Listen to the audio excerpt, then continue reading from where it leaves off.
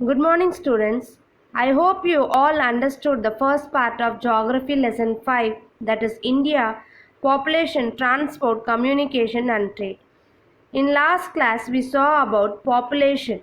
In this class, we are going to see transport and different kinds of transport. Students, before entering into the lesson, please note down all the points which is presented in this video. Then only you can revise and understand the continuity of the lesson. In last class, we saw about population, levels of urbanization and its impact in India. In this class, we are going to see transport and their types. Let's start our lesson. Transportation. Transport is a system in which passengers and goods are carried from one place to another place. Students, you already know what is transport. Transport is a system to carry the materials or peoples from one place to another place.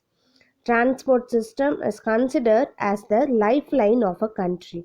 So transport is an important thing to develop a country. Earlier man traveled on foot or used animals for transport. With the discovery of wheel, transport was made easier and gradually different means of transport were developed. The transport is classified into three types. One is land transport, water transport and air transport. Under the land transport, it is classified into roadways, railways and pipelines. Waterways is classified into inland waterways and ocean routes. Airways is classified into domestic airways and international airways. Let me see one by one. First, roadways. Roads plays an important role in carrying goods and passengers for short, medium and long distance. So, we use a road to transport materials from one place to another place. The advantages of roadways is it is suitable for short distance. So, we can use road to carry the materials in short distance. It is easy and cheap to construct and it also easy to maintain. The roadways is used to door-to-door transport services. It is a universal mode of transport. And also Indian roads are cost efficient and it is used by all sections of the people in the society. India has the second longest road network in the world with a total length of 56 lakh 3,293 kilometers as of 2016. So in India, the densest road network is found in the northern plains where it is relatively easy to construct. So we know to construct road it is easy in the plain areas comparatively to mountainous areas. So while we build a road in mountainous areas, we have to put lot of effort to maintain the road work. In mountainous area, it is quite difficult to construct roads. Road density is the highest in Kerala and lowest in Jammu and Kashmir. For the purpose of construction and maintenance, roads are classified into four different types. One is national highways, state highways, district roads, rural roads. It is further divided into border road and international highways. Let me see one by one. Students, have you noticed the milestone when you traveled in the highways? It is not in the same color. Let me see why they are in different color. Some milestones are in yellow and white. It denotes national highways. Some milestones are in green and white. It denotes state highways. Some are in white and black. It denotes city or district roads. Some are in red and white. It is denote rural roads. Let me see what is national highways, state highways, district roads and rural roads. Students, do you know about Grand Trunk? So it was built by Sher Shah Suri to strengthen and consolidate his empire from the Indus Valley to the Sonar Valley in Bengal. This road from Kolkata to Peshawar was renamed as Grand Trunk Road during the British period. At present, it extends from Amritsar to Kolkata. It is divided into two segments. NH1, it is from Delhi to Amritsar, and NH2, it is from Delhi to Kolkata. Okay, let me see the classification of roads. First is national highways. National highways form the most important system of road transportation in India. The National Highways Authority of India was established in 1995 and is the nodal agency responsible for building, upgrading, and maintaining most of the national highways network. It operates under the Ministry of Road Transport and Highways. So, national highways is the important system of road transportation because it will connect the states. It is responsible for Ministry of Road Transport and Highways. These highways are running through length and breadth of the country, connecting capitals of states, major ports, rail junctions, industrial and tourist centers. Ministry of Road Transport and Highways of India is responsible for the development and maintenance of national highways in India. So national highways which is present in our country, it is maintained by Ministry of Road Transport and Highways of India. It will connect the capitals of states and also the major ports, rail junctions, industrial centers. So it plays an important role in India for transporting the materials between the states to another state. So the shortest national highway is NH47A. It is from Ernakulam to Kochi port. It covering a distance of only 6 kilometers. Next, state highways. The state highways are usually roads that link important cities, towns and district headquarters within the state. So it connects the important cities and towns which is present within the state and connect them with the national highways or highways of neighboring states. So these state highways are administered and financed by state government. So if any damage is occurred in that roads means that should be maintained and repaired by the state government financial systems. Next, district roads. District roads provide connectivity between the district and taluk headquarters with the state highways and national highways. So district roads is connect between the district and it will be connected to the state highways and national highways. It is maintained by the public work department of the state. So the state government also responsible for the maintenance of district roads. Next, rural roads. Rural is village. So rural roads is also called village roads. These roads are vital for providing links in the rural areas. It links the different villages with the neighboring towns. They are maintained by village panchayat. So the local roads. So you can see the roads in the street areas. So that road is called rural roads. That will be maintained by the village panchayat. By the fund will be provided by the state government. Next, border roads. In the name itself you can understand the roads which is present in the border of between two countries, between two states, that is called border roads. These are the roads of strategic importance in border areas. They are constructed and maintained by Border Road Organization. So there is one organization that is called Border Road Organization. That organization will construct it and maintain the border roads. It was established in 1960 for the development of the roads of strategic importance in the northern and northeastern border areas. Border Roads Organization has constructed world's highest road joining Chandigarh and Lake in Ladakh. This road runs at an average altitude of 4,270 meters.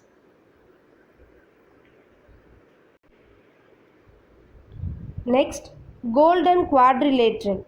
It was launched in 1999. So in the name itself you can understand quadrilateral have four sides. So Golden Quadrilateral also the connection of four roads. Okay, so that is called Golden Quadrilateral. It is 5,846 km long road of 4 by 6 lanes connects India's four metropolitan cities. The cities are Delhi, Kolkata, Chennai, Mumbai and Delhi. So this connection is called Golden Quadrilateral. It was launched in 1999. So Golden Quadrilateral is connection of four roads, four junctions. Next, North, South and East-West corridors.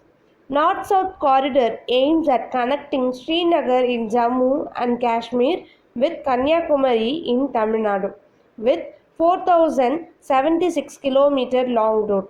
The East-West corridor has been planned to connect Silchar in Assam with the port town of Porbandar in Gujarat with 3,640 km of road length. The two corridors intersect at Jhansi. Next, expressways. Expressways are multi-lane, good quality highways for high-speed traffic. So here, the road will be constructed by good quality materials. So, for high-speed traffic. Some of the important expressways are Mumbai-Pune Road, Kolkata-Dum Airport Road, Durgapur-Kolkata Road and Yamuna Expressway between Delhi and Agra. Next, international highways. So, international highways is the link between two neighboring countries. These are the roads that link India with neighboring countries for promoting harmonious relationship with them. So this international highways connect our country with neighboring country. It will promote many relationships like trade relationship. So many things will be developed by this international highways. These highways have been constructed with an aid from World Bank under an agreement with the Economic and Social Commission for Asia Pacific. So this is abbreviated as ESCAP, that is Economic and Social Commission for Asia Pacific. These roads connect important highways of India with those of the neighboring countries such as Pakistan, Nepal, Bhutan, Bangladesh and Myanmar. So these are the neighboring countries of our country. So this will be connected, these roads will be connected by international highways. So here all the roads are interlinked. The village roads are connected with district roads. The district roads are connected with state highways. The state highways are connected with national highways. The national highways are connected with international highways. So these all are interlinked together. These roadways promote development of our country. Another land transport is railways. So Indian railway system is the main artery of the country's inland transport. Railways cater to the needs of large scale movement of traffic both for freight and passenger, thereby contributing to economic growth. So comparing to the roadways, railways is more faster and carry more goods and peoples to some other places. So railways are considered as the backbone of the surface transport system of India. So comparing to roadways, railways carry more materials and it also promote economic growth and development to the country. It promotes national integration by bringing people together. So we can travel from Tamil Nadu to Jammu and Kashmir. So this will be promote national integration by bringing people together. It also promotes trade, tourism, education, etc. Railways help in the commercialization of the agriculture sector by facilitating the bulky movement of perishable goods. So perishable goods means the materials which can spoil within a short period, that is called perishable goods like fruits, vegetables, etc. So that material should be transported immediately to the market or some other countries. So for this purpose railways will help in the transporting the materials, that is the bulky materials, to some other places. Its role in transporting raw materials to industries and finished goods to markets is invaluable. Indian Railways network is the largest in Asia and second largest in the world. So, not only the finished products, these railways are also used to transporting raw materials to industries. It also promote the trade and also development of economic growth of our country. So Indian Railways is divided into 17 zones which are further subdivided into divisions. The number of zones in Indian Railways increased from 6 to 8 in 1951, 9 in 1966 and 16 in 2003. Each zonal railway is made up of a certain number of divisions, each having a divisional headquarters. So these are the 17 zones of Indian Railway. That is Northern Railway, North Western Railway, North Central Railway, North Eastern Railway, North East Frontier Railway, Eastern Railway, East Coast Railway, East Central Railway, West Central Railway, Central Railway, Western Railway, Southern Railway, South Central Railway, South Eastern Railway, South Western Railway, South East Central Railway and Konkan Railway. So these are the zones which is presented in Indian Railways. On the basis of width of the track, the Indian Railways fall under four categories. That is the space between the two tracks. They are broad gauge, meter gauge, narrow gauge and light gauge. Broad gauge is consist of 1.676 meter width, meter gauge is 1 meter width, narrow gauge is 0.762 meter width, light gauge is 0.610 meter width. Children, do you know the first suburban railways was started in 1925 in Mumbai? Gatiman Express is the fastest operational train in India. This train connects New Delhi and Agra and touches 160 km per hour. The first electric suburban trains was inaugurated by Sir Leslie Wilson from Victoria Terminus to Kurla on Harbour Line in Mumbai on 3rd February 1925 with 1500 volt DC traction system. So this is the first electric suburban train. Next, metro railways in India. So there are 8 cities with metro rail connectivity in India.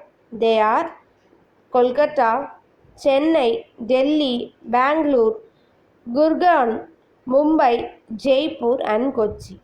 The metro in Kolkata is the first one in India. It is also called as Mass Rapid Transit System, that is MRTS. This is your important to mark. So the metro railway system is also called mass rapid transit system.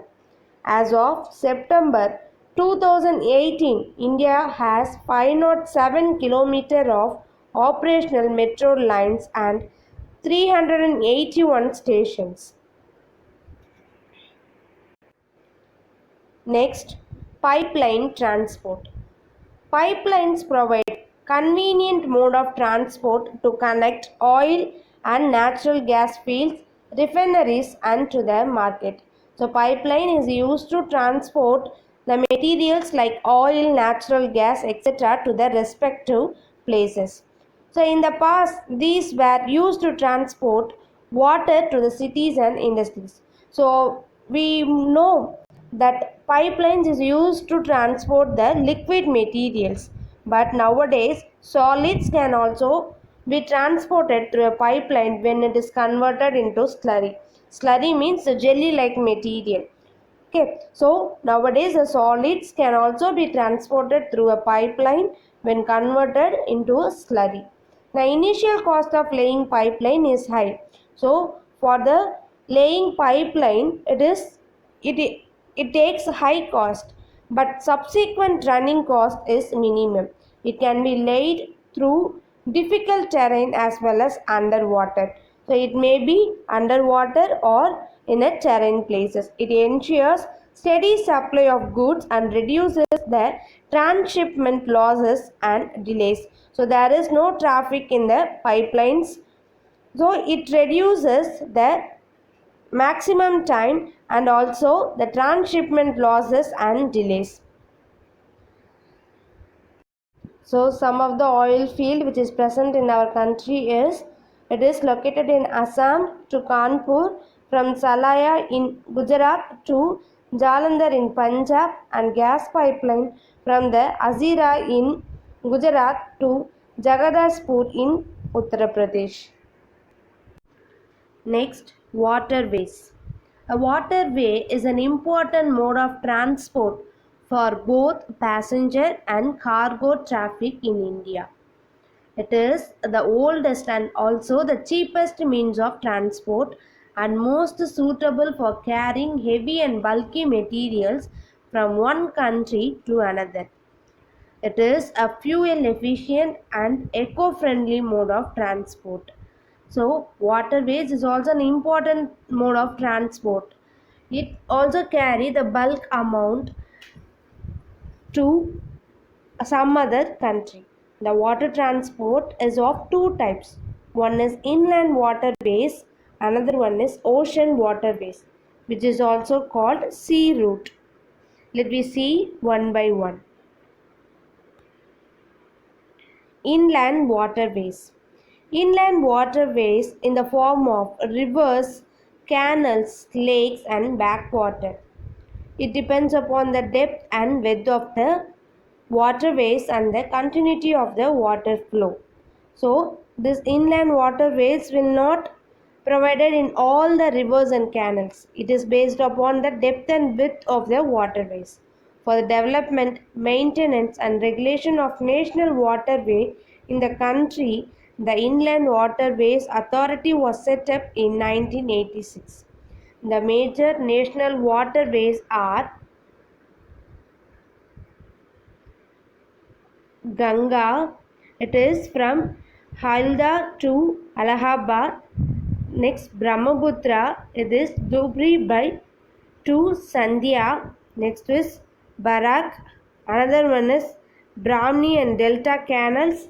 Another one is Godavari and Krishna canals and West Coastal Canal. So these are the important national waterways which is present in our country. Next is oceanic route. Oceanic routes plays an important role in the transport sector of Indian economy. So by oceanic routes only the British was entered into our country and they ruled about 200 years in our country. So it plays an important role for transporting from some other country into India.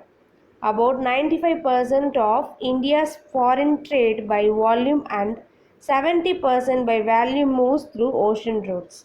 Coastal shipping plays an important role in transport of bulk goods in India.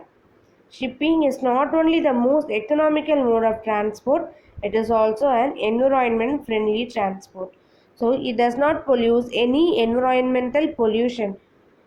The sea and oceanic routes are mainly used for international trade and are connected through ports. There are 13 major and 200 minor or intermediate ports in India. The major ports of India are Kolkata, Haldia, Paradip, Visakhapatnam, Ennur, Egmore, Tuticorin, Cochin, Mangalore, Mormuha, Navasheva, Mumbai, Vadinath, Kandla, etc. The major ports are administered by the central government. So the central government is responsible for major ports and the minor ports was managed and administered by state government.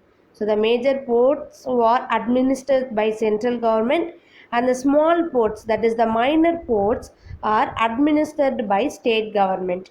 The major ports on the east coast are Kolkata, Paradip, Visakhapatnam, Chennai, Ennur and Tuticorin. The major ports on the west coast are Kandla, Mumbai, Hava Sheva, that is Jawaharlal Nehru Port, New Mangalore, Marmagao and Kochi. India has four major shipyards.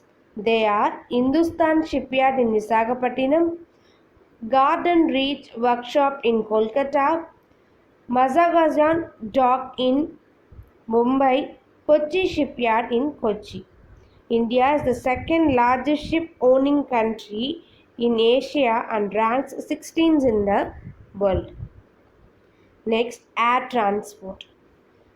Airways are the quickest, costliest, most modern and comfortable means of transport.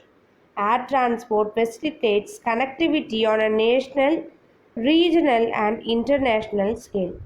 It has made accessibility easier by connecting difficult terrains like high mountains and sandy desert. So by air transport we can travel through high mountains and sandy desert. It carries passengers, freight and mails. Air transport plays a key role in times of emergency as well as in the event of natural and man-made calamities like floods, epidemics and war. So everyone knows about Wright brothers. The long cherished desire of man to fly came true on 17th December 1903 when two brothers made four brief flights in their flying mission at Kitty Hawk in the USA. India, then under the British Raj, entered the world of aviation on 18th February 1911 when a 23-year-old French pilot named Henri Becquet flew a Humber biplane carrying 6,500 cards and letters from a polo ground in Allahabad to Naini Junction around 10 kilometers away. So the airways is also have domestic airways. Domestic airways means the airways which is present within the country. So domestic airways fly within the boundaries of a country and international airways connect major cities of the world. So domestic airways is an airways which is present inside the country. So the planes will be travel from state to another state. But the international airways it will be connected between the country to some other country. The Indian Airlines and Air India are the two airline services run by the Government of India. Indian Airlines provided the domestic air services and Air India provided international air services.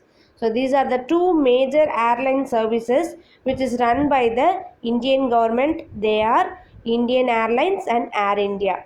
So Indian Airlines is a domestic services, that is, which is provided within the country, and Air India provides international air services. Presently, there are 19 designated international airports available in the country. Pawan Hans Helicopter Limited has been providing helicopter support services to the petroleum sector, including ONGC and Oil India Limited. It is a public sector co-based in New Delhi. Its operations are based at the Juhu Aerodrome in Vilparle, Mumbai. Pawan Hans is a Mini Ratna 1 category public sector undertaking. It often provides services to various state governments, particularly Northeast India and inter-island ferry services in Andaman and Nicobar Islands, services to Lakshadweep Island, etc. Here, some of the airports authority are given. They are Airports Authority of India. Airports Authority of India was constituted in 1995. It provides security to Indian airports. Under Airports Authority of India, the Ministry of Civil Aviation is responsible for creating, upgrading, maintaining and managing civil aviation infrastructure in India. Students, I hope you all understood about transportation system of India. Here I gave some evaluation. Try to answer this question. They are: define transport, write the types of transport system, write the types of waterways, write about airways. Thank you.